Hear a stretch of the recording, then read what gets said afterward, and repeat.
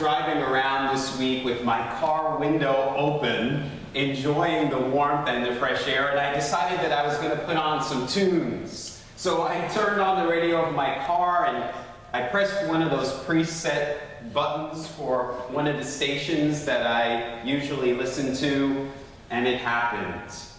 The station had officially changed over to all Christmas music. It was bound to happen sooner or later. It just, because the weather was so warm, it seemed a little too early. However, I really don't mind because I love so much Christmas music, and it reminds us, again, that we are entering into the season of giving. Now, many people in our world kind of have different interpretations of what that means. And I'm sure many of you, even in your own families, on Christmas morning, the little kids come out and there's an abundance of presents under the trees. And they are just ripping into those toys. So they tear open the first one and they look at it for a few seconds and then they throw it down and run to the next one and then the next one. And it's kind of like they're in a frenzied state of excitement. But then what happens? A few days later, sometimes even a few hours later, their toys don't have much excitement anymore, and they're just kind of discarded into the toy chest. Well, Reverend Nancy in our Words of Integration this morning talked about all of those self-storage units and our basements and the attics of our houses that are where we discard all of those things that once brought us excitement. And we are very childish in that manner with our possessions. You know, we're so excited about the new phone that we just got, and then a short time later, the next one comes out that's even better. And then we end up with a drawer full of discarded phones. So, my question for you this morning in light of today's gospel reading is, what are your thoughts and beliefs about possessions, about wealth? Do you think that material things are good, bad, or indifferent? And what does the Bible have to say about them? And what does Jesus have to say about them? Well, it seems in Christian churches today there are two schools of thought. The first is taught by the prosperity gospel teachers. So these are people like Joel Osteen and T.D. Jakes. If you turn on the television and watch their services, it's jam-packed with thousands of people. Talk about prosperity. And the people obviously like the message that they're hearing. It's resonating with them. These pastors are selling millions of copies of their books. That message is that Jesus wants you to be rich. And they quote Jesus saying, I have come so that you may have life and have it to the full. And that anything you ask God for in my name, you will receive. Now the other school of thought is money is the root of all evil. Jesus said money was bad. He said that it's very hard for the rich to enter into the kingdom of heaven. And he said, if you want to follow me, you have to sell all of your possessions. And that if we are serious about the spiritual life, we have to take a vow of poverty. Those churches aren't so popular. But I want us today to look at what is the answer? Which one is correct? We say in our mission statement of our church that we're more about the questions than the answers. So let's look at it together. First of all, poverty. No one should be seeking poverty. We as Christians are called to eradicate poverty from the planet, not to seek it for ourselves. But then people say, well, Jesus lived a life of poverty, Gandhi lived a life of poverty, Mother Teresa lived a life of poverty. No, they didn't. Poverty means that you are lacking in the necessary resources for life, food and water and clothing and shelter. Jesus lacked nothing. Jesus, everywhere he went, nowhere in the gospel do we ever see Jesus begging for food and starving and thirsty and having no shelter or clothing. Jesus lived an abundant life. Everywhere he went, people invited him into their home. Many of those homes were owned by rich people, and they gave Jesus feasts and lots of wine, and he always had a comfortable place to rest his head. That doesn't sound like a life of poverty to me. That sounds like a life of abundance and plenty. In fact, when people around Jesus were in a limited or a lack consciousness, Jesus always demonstrated abundance to them. All of you know the story of the wedding feast at Cana. Jesus' mother comes to him and she's in a panicked state. What are we going to do? We ran out of wine. And Jesus transforms water into wine. And there's plenty of wine for everybody. And then everybody knows the story of the loaves and the fish. Again, the disciples are all panicked. What are we going to do? There's not going to be enough food for everybody. And Jesus multiplies the loaves and the fish. And not only is there enough for everyone, there's leftovers. Plenty for everybody and more. Jesus is demonstrating that we live in an abundant universe. And he's demonstrating that he discovered that by aligning himself with that power, with that God, he was able to transform lack into abundance. And what did he say? All of the things that I have done, you can do. These and greater. Jesus is saying you have that power too.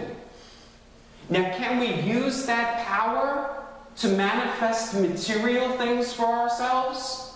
Sure we can. But Jesus is saying, well, that's ultimately not going to lead to your freedom. When Jesus was out in the desert by himself for 40 days and 40 nights, he came to understand a lot of spiritual principles. He came to a greater understanding of who God is. He came to a greater understanding about how the universe works and what his purpose in it was. And he came to understand there that, yes, he could use this power that he discovered within him to have riches. He pictures that while he's out in the desert. But then he ultimately decides that none of that was necessary to live a life of abundance and prosperity. In fact, that might even be an obstacle for some. And it's just not necessary. The life is already abundant and prosperous. There is already enough for everybody.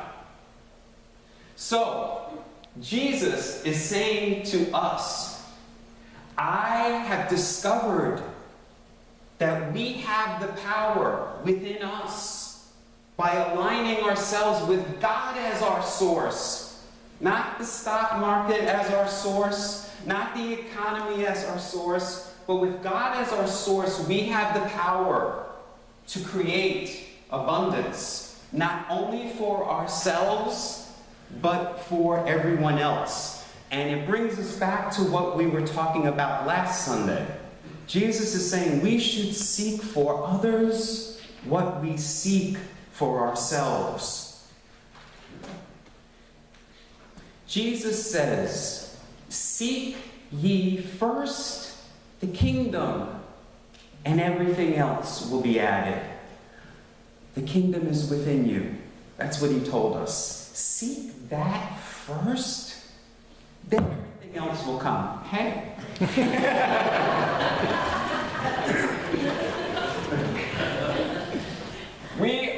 We'll have to edit that out of the video.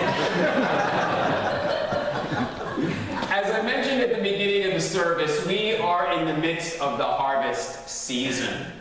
And it is about sowing and reaping, and we're reaping what we sow. So we see it all around us. A tiny, tiny little apple seed produces a huge apple tree with so many apples, such an abundance of apples that they're just lying on the floor for the taking, for free. So my question for you is, what are the seeds that you're planting? Because whatever seed you plant, you're going to get back in abundance. It's how the universe works. It's a law. The law of sowing and reaping. Most of you don't question or doubt other laws of the universe. No one is arguing about the law of gravity. You know that what goes up must come down. But yet some of you still don't really believe in that law. Our brothers and sisters of the Eastern faith traditions, which date back much longer than Christianity, they believed in this law. They called it the law of karma, which is what you put out comes back to you multiplied. So think about it for yourself. What seeds do you plant? What thoughts are you putting out there into the universe? Because they're going to come back to you multiplied. So if you are a person who lives in lack and limitation and fear and anxiety and worry, that's what you're going to get back in abundance. That's how it works. You are the architect of your life. You don't like what your life looks like? Start planting different seeds. Thoughts held in mind produce after their kind. Which is why in Scripture it says, "Be ye transformed by the renewal of your mind." When you start planting different seeds, you will experience a different life. You have the power. That's what Jesus was trying to demonstrate to us. It's up to us. We have the power to transform. The law of karma and the law of sowing and reaping is just as real as the law of gravity.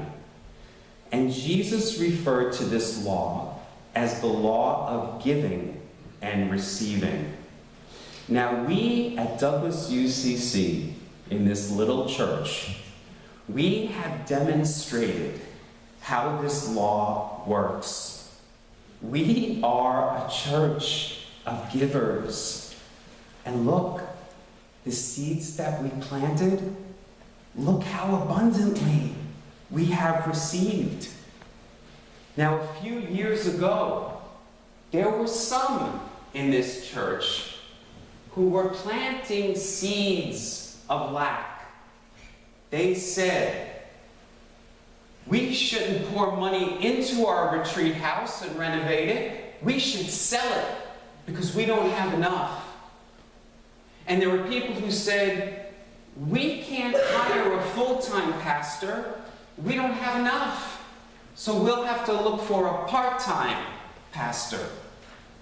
And there were people who said, why are we spending money on pew cushions and fixing up our friendship hall? We could be giving that money to the needy. But that was just a small number of people.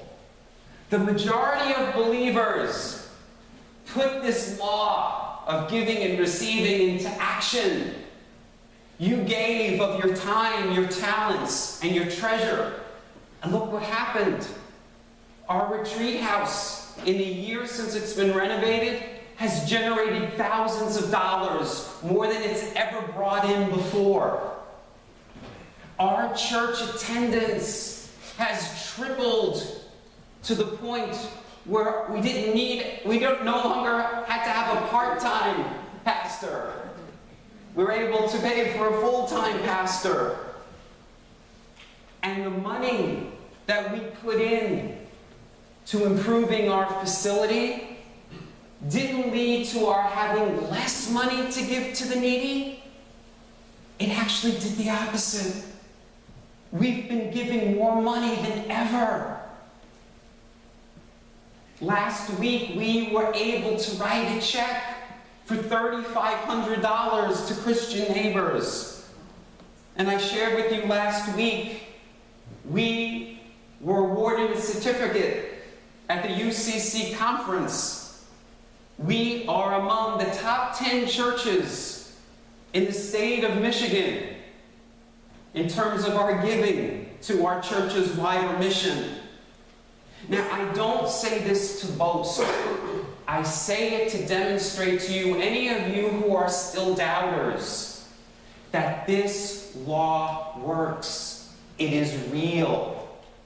You give, you plant, you receive in abundance.